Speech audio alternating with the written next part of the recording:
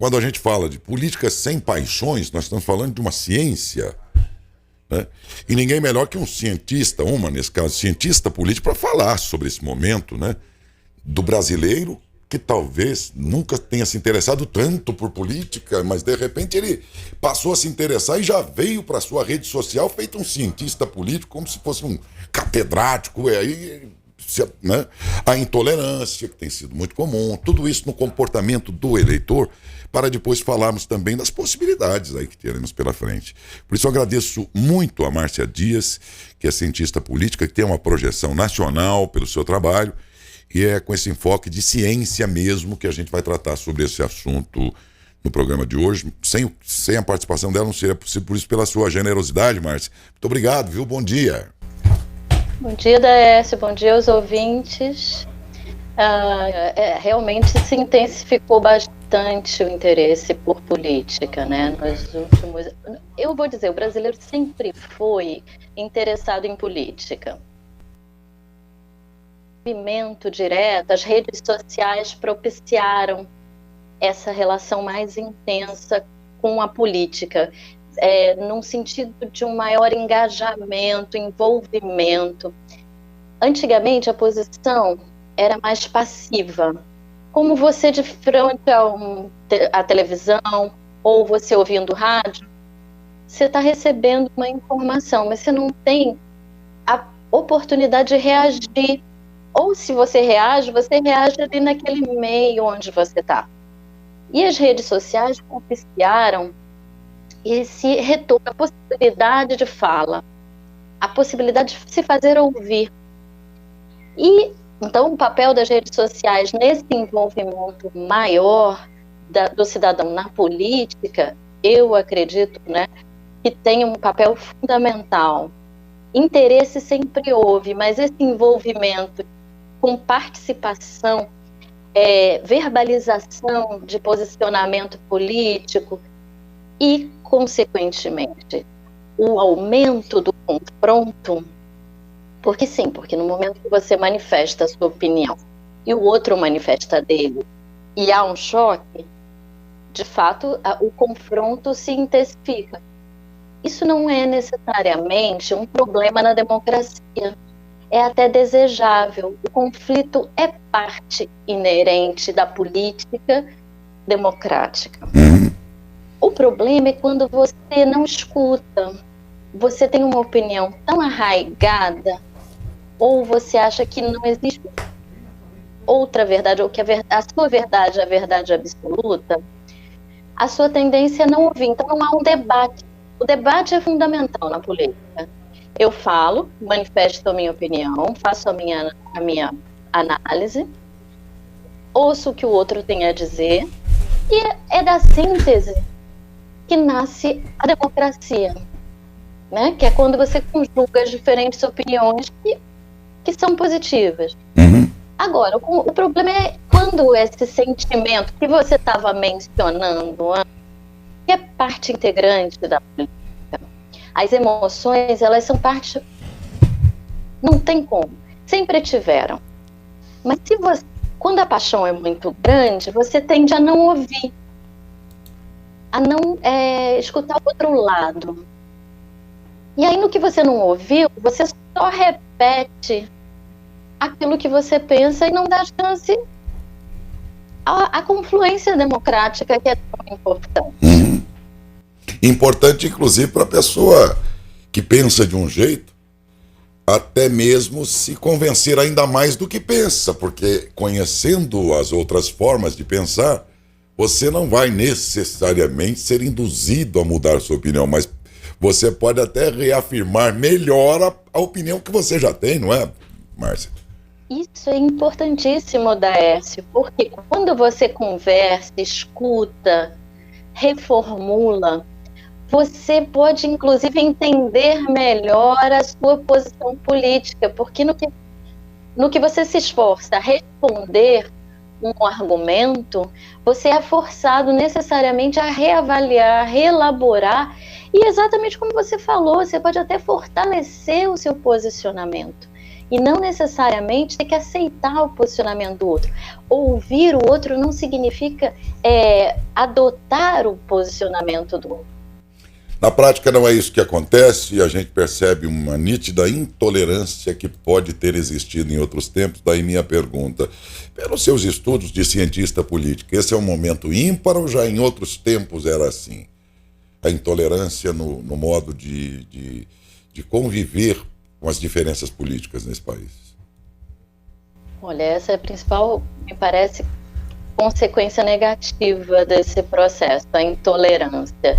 Que a gente está num momento de radicalização de posturas, e isso é muito ruim para a vida social, para a interação social e para a própria vida política.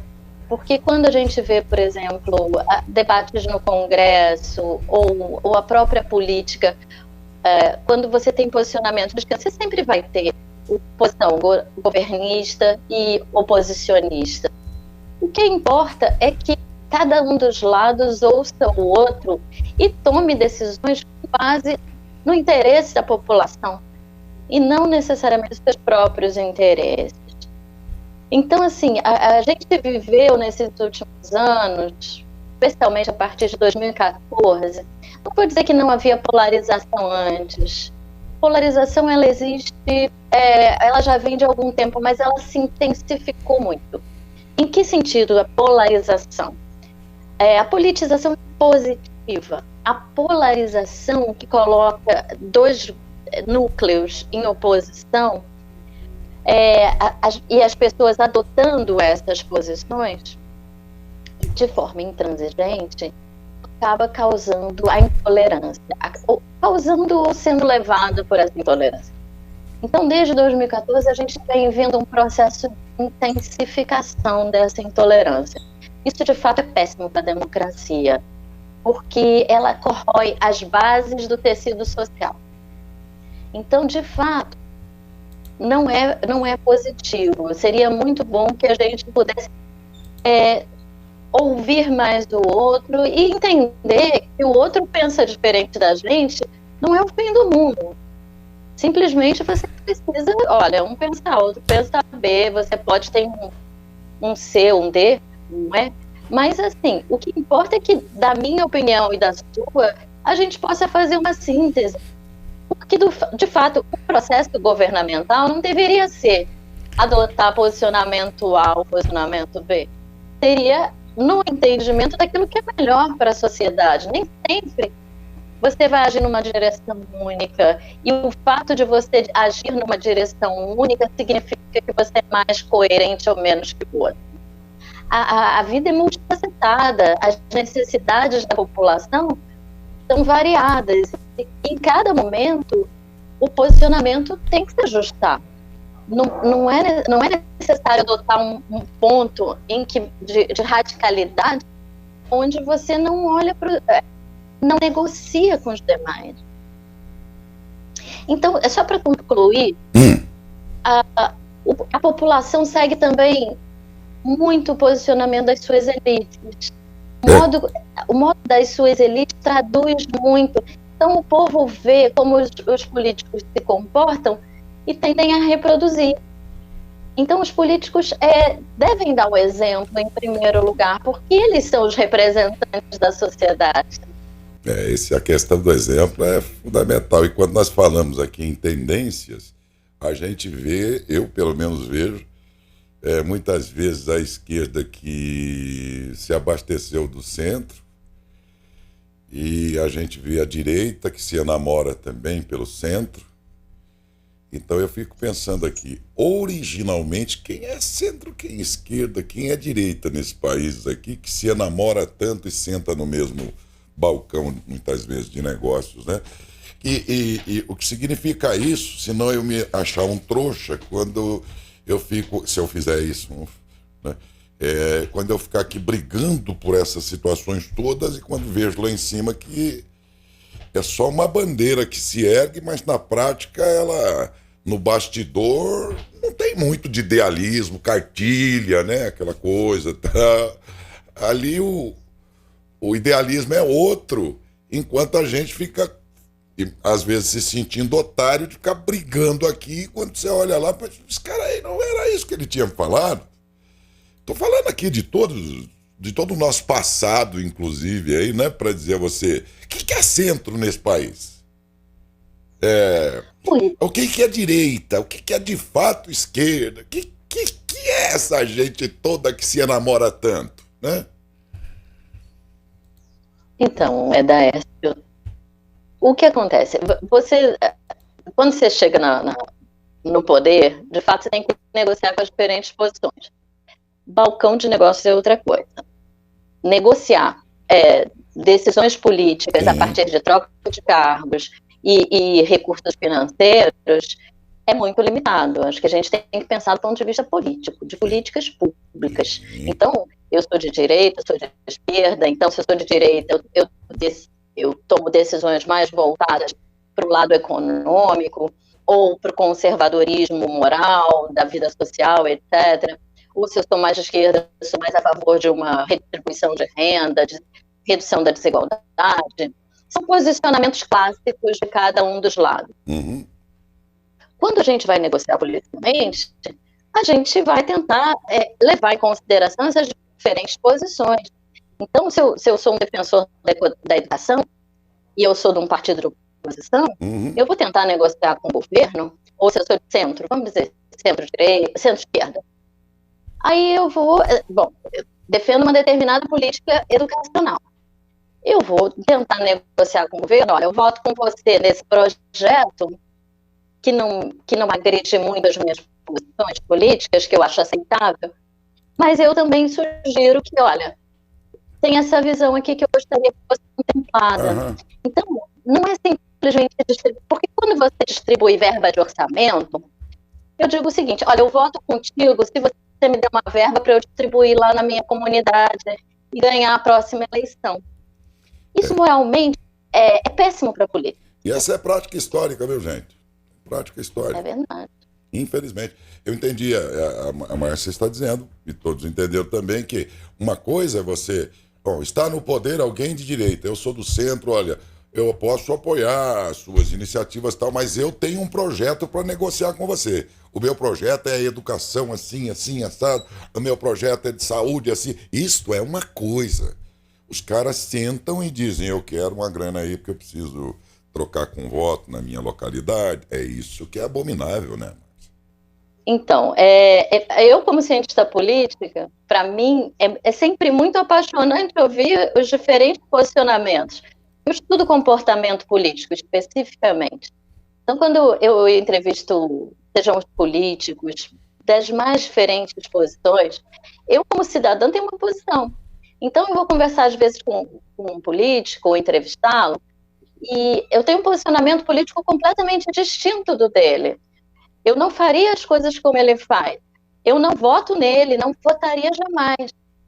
Mas aquilo que ele tem para me dizer me faz compreender melhor o funcionamento da política. E isso, para mim, então, na hora que eu estou no trabalho, isso é muito curioso, muito interessante. Mesmo eu discordando do posicionamento político. Então, é claro, a gente tem que saber, cidadão, o cientista político, ele é um cidadão, ele vota, ele tem preferências, ele tem ideologia, todos nós temos ideologia, a ideologia não é uma coisa que deva ser demonizada, porque não existe ninguém que seja livre de ideologia. Por quê? Porque é um conjunto de ideias que orienta a sua ação.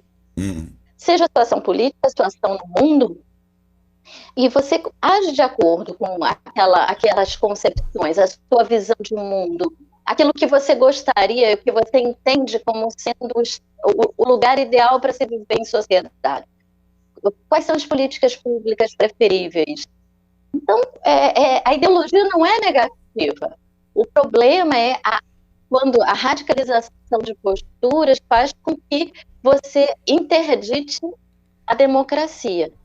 E voltando, a democracia é confronto de ideias na ideia de construção de um ambiente que seja favorável a todos.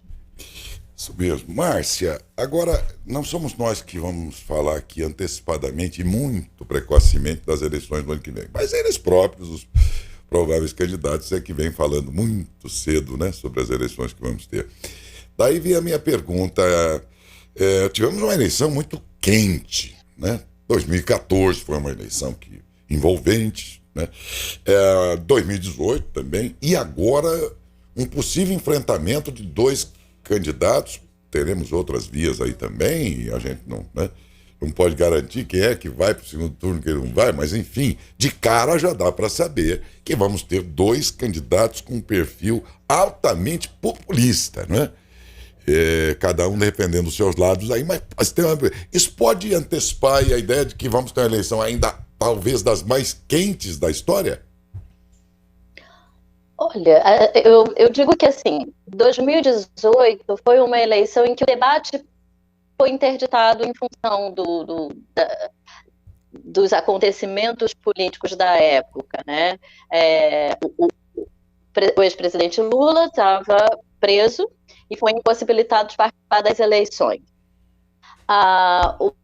O atual presidente, que venceu as eleições, também participou só de parte da campanha, porque na outra ele estava hospitalizado e não podia participar dos debates, etc. Então, foi uma campanha muito mais quente nas ruas do que propriamente no debate público. Esse esvaziamento do debate público é o lugar mais perigoso, porque quando você não tem os políticos para conduzir o processo acaba se espraiando e a população conduzindo da maneira como ela entende. Então, eu acredito que se não houver nenhuma interdição ao debate público nas próximas eleições, ela promete ser melhor que 2018. Porque você vai ter o debate público. Os lados, os diferentes lados, eu não acho que são só dois, não, viu? Eu acho que a gente está um ano da eleição, isso normalmente, em todos os anos, se você olhar para trás, é quando começam a aparecer as candidaturas, não está precoce, não. Está dentro do prazo. Um ano antes, as candidaturas começam a se avizinhar. Então, assim, a gente tem um ano inteiro de construção e confirmação dessas candidaturas. Muitas não estão definidas. Aliás, de fato, nenhuma está definida. Há muita especulação, tanto com relação à candidatura principal, quanto quem serão os vices, né? Imagina, nem as candidaturas principais estão definidas, imagina a candidatura a vice, que não é pouco importante no Brasil, a gente sabe, né? Que muitas vezes o vice se tornou o principal. Isso em todos os tempos, né? João Goulart era vice, o Itamar, o Temer, enfim. Então a gente sabe que vice não é pouca coisa. Mas é um debate que ainda está se colocando. E a gente vai... Eu não acho que vai ser uma eleição ruim, não. Recolocado o debate público nos termos corretos, sem nenhuma interdição, interferência, que eu considero interferência, tanto a facada quanto a prisão do ex-presidente Lula, que interferiram intencionalmente ou não no processo político regular. Então, 2018 foi uma eleição muito atípica, muito atípica. E eu acredito que isso não vai voltar a acontecer. Eu acredito que na próxima eleição a gente vai ter uma pluralidade de posições, não vão ser só duas, e o eleitor vai poder, tendo debate público, escolher o seu caminho. O que é muito bom, né? E também os próprios meios, vocês vejam que a eleição passada de 2018 foi tão atípica que todos sempre diziam, olha, o debate na TV é que decide a eleição, ou então a Globo é que coloca lá o presidente, aquelas coisas aí que eu não estou afirmando, estou dizendo que são ideias populares. Não, porque a decisão de uma eleição é na TV, é na rádio, é nas mídias tradicionais. E aí a eleição de 2018 foi em parte, em grande parte talvez até, teve o sucesso do Bolsonaro através das mídias, hoje as mídias de internet, enfim, que transitam por aí. Mas até ali, notem que ninguém sabia, tudo que a gente recebia pela internet era verdadeiro. E a gente nunca havia ouvido a expressão fake news. Não que isso tenha sido particular do Bolsonaro, por favor, não é isso que eu estou dizendo. Mas o meio internet, de lá para cá, perdeu muita credibilidade por conta disso. Tudo que a gente recebe hoje, a gente bota um pé atrás. Então, o meio em que a mídia que ajudou a decidir as eleições de 2018 está, se não totalmente, mas ela está muito abalada. O que pode fazer com que as mídias mais tradicionais, evidentemente, voltem a ser uma referência, por checar mais, por ainda que tenha lá suas tendências, mas checar mais, trazer alguma coisa um pouco mais abalizada aí para as pessoas formarem o voto. Então, o que eu quero dizer é isso, que esse meio de internet é altamente duvidoso hoje, o que não era em 2018. Então, os candidatos, as candidaturas vão ter que rever os seus meios de levar a sua mensagem e tal, até os eleitores. Você vê que muita coisa vai mudar. Como a gente de jornalismo, eu olho sob esse prisma, sabe, Márcia? De que nós tivemos uma eleição em 2018, em que os meios eram acreditados, esses da internet. Hoje em dia eles estão muito abalados. E os candidatos deverão rever essa situação aí. Porque eu estava, não, vou abrir uma página lá e vou dar uma banana para Globo, não sei o quê. A coisa já mudou. Já mudou. E eles vão ter que rever isso, né? Olha, eu acredito que os novos meios vieram para ficar. Não tem como a gente eliminar eles. Sim. Agora, eu concordo contigo, Daércio, com relação à importância dos meios tradicionais ainda, especialmente para a promoção do debate público. O rádio, por exemplo, ele tem uma tradição dentro da política que é super importante, porque ele chega nos municípios menores, às vezes, então, e ele consegue tratar da política local. Mesmo sendo uma eleição nacional, é importante você ter essa fala local, entendeu? O radialista local, ele tem uma influência muito grande, ele tem a possibilidade de promover esse confronto de ideias, essa divergência, que é super saudável, mas que as pessoas precisam visualizar sem preconceito. Então, de fato, eu acho que vai ser uma eleição que, retomado o debate público, e redefinido o modo do uso da internet, dos meios a ela associados, eu acho que a gente tende a uma consolidação da participação desses novos meios na política. De fato, você tem razão.